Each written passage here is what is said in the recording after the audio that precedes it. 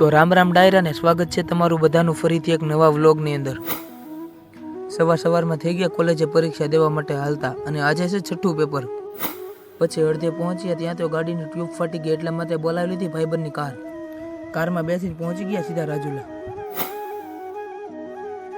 પરીક્ષા આપીને થઈ ગયા સીધા ઘર તરફ રવાના। વચ્ચે જ્યાં ગાડી મૂકી હતી ત્યાંથી ગાડી લઈને થઈ ગયો પાછો ગેરેજ તરફ હાલતો।